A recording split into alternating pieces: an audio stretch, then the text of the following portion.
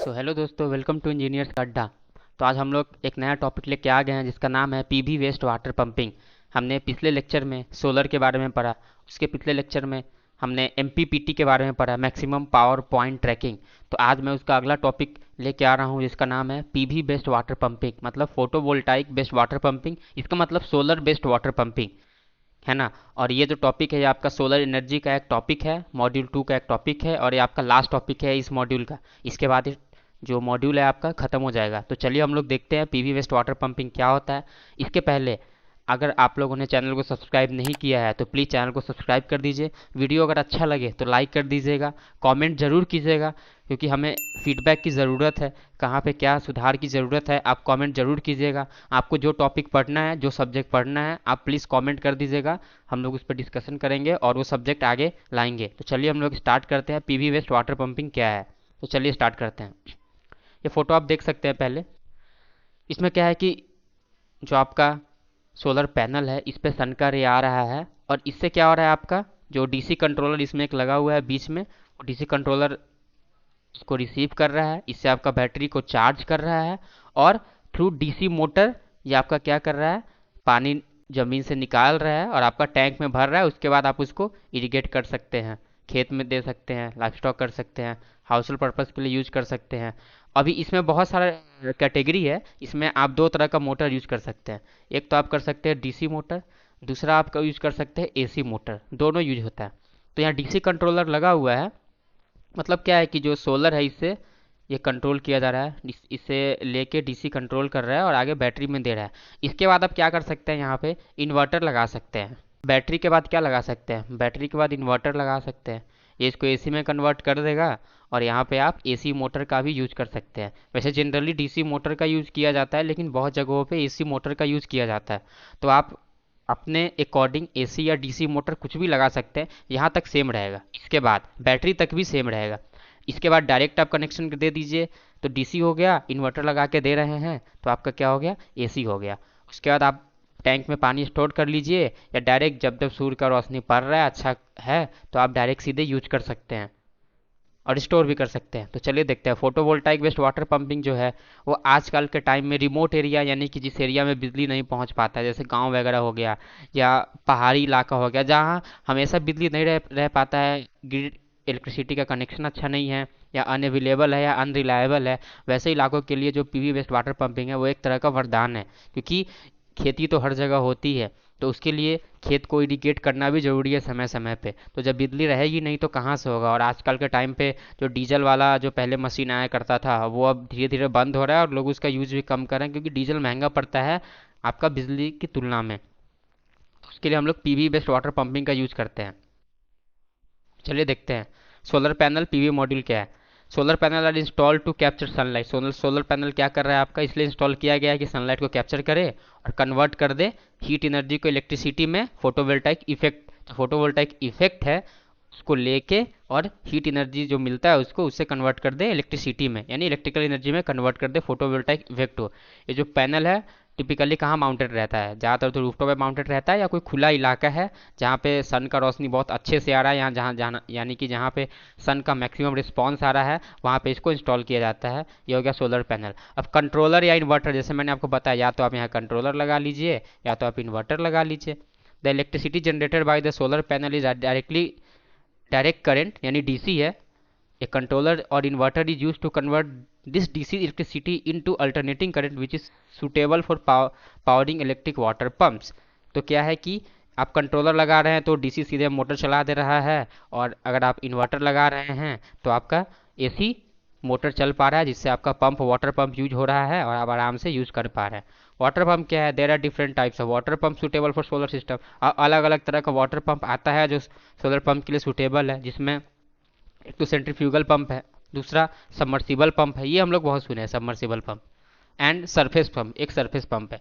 जो चॉइस है वो डिपेंड करता है कि आपका जो डेप्थ है वाटर का, यानी कितना आपने ज़मीन खोद के पानी निकाल रहे हैं उसके हिसाब से वो डिपेंड करता है कि आपका कितना है। रिक्वायर्ड फ्लो, आपका फ्लो रेट क्या होना चाहिए, यानी कि कितना आपको पानी का ज़रूरत है, किस फ्लो से पानी मिलना चाहिए, उस हिसाब से आप पंप लगाते हैं। जनरली लोग क्या लगाते हैं आजकल, सबमर्सिबल पंप ज़्यादा लगाते हैं, क्योंकि ये 200 300 ऐसे चला जाता है फीट नीचे तक, 300-400 फीट नीचे तक चला जाता है आराम से, 1000 फीट तक भी जा सकता है submersible pump. Storage tank off और direct use, depending on the application the water pump can be store in tank for later use. अब उसके बाद क्या हुआ, ये सब तो आपका हो गया। इतना होने के बाद आप क्या कर रहे हैं, आप तो जब दिन में आपको मिल रही है सूर्य की रोशनी, तो आप डायरेक्ट क्या कर रहे हैं कि सीधे आपका पंप चल रहा है और आप यूज कर रहे हैं, खेत में पानी पटा रहे हैं या कुछ भी कर रहे हैं, जो लाइव काम कर रहा है। लेकिन अगर आपको ज़रूरी है, बाद में मुझे यूज चाहिए, रात के टाइम पे यूज चाहिए, हाउस होल्ड के लिए यूज चाहिए, तो आप क्या कीजिएगा, उसको जो दिन में अगर अच्छी इंटेंसिटी ऑफ लाइट मिल रही है तो आप उसको टैंक में स्टोर कर लीजिए आराम से, फिर बाद में उसको यूज कर सकते हैं directly. Monitoring and control system, अब मॉनिटरिंग एंड कंट्रोल सिस्टम भी इसमें होता है। Many PV water pumping system include monitoring and control component to optimise performance. अब बहुत सारा ये जो सिस्टम लगा हुआ है ऊपर वाला फोटो में आप देख रहे हैं, इसके साथ एक मॉनिटरिंग सिस्टम भी लगा दिया जाता है। अब क्यों लगाया जाता है कि मॉनिटरिंग सिस्टम जो है वो मोनिटाइज करता है कि कहाँ कहाँ पे क्या चीज़ का ज़रूरत है। जैसे this include sensor to measure water level, sensor level लगा रहता है टंकी में जो मेजर करता है कि वाटर लेवल क्या है, ऑटोमेटिक कट ऑफ कर देगा अगर वाटर उस लेवल को क्रॉस कर जा रहा है। तो आजकल तो नॉर्मली भी हम लोग घर में लगा ले रहे हैं सीधे वाटर पंप में। To speed control to adjust changing the sunlight condition, speed control करेगा, सनलाइट कंडीशन क्या है उस हिसाब से अपना स्पीड कंट्रोल कर लेगा। सनलाइट कंडीशन यानी सन से जो इंटेंसिटी आ रहा है उसको भी वो मेजर करता है कि कितना इंटेंसिटी है, उस हिसाब से वो अपना स्पीड कंट्रोल करता है। And remote monetizing capability for maintenance purpose, और मेंटेनेंस पर्पस क्या मेंटेनेंस पर्पस का ज़रूरत है उसके हिसाब से वो मैनेज कर लेता है।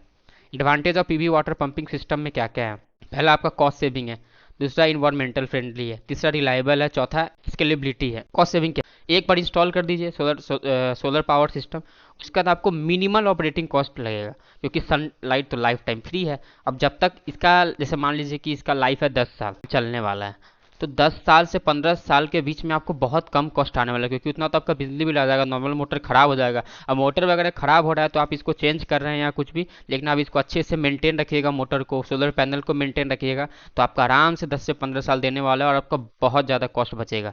इन्वायरमेंटल फ्रेंडली है, solar energy renewable and emit no greenhouse gas during operation, जब ये ऑपरेट होते रहता है तो कोई ग्रीन हाउस गैस इमिट नहीं होता है, इससे कार्बन का फुटप्रिंट बहुत कम होगा। इन्वायरमेंट फ्रेंडली है, कोई गैस नहीं है, कोई धुआं नहीं है, कोई पोल्यूशन नहीं है। रिलायबल है, अगर इसका प्रॉपर हम मेंटेनेंस करते रहें तो पीवी सिस्टम जो है वो बहुत अच्छा, एक तरह से बोले तो वरदान निकल के आता है रिमोट एरिया के लिए जहाँ पे ग्रिड इलेक्ट्रिसिटी अनअवेलेबल है।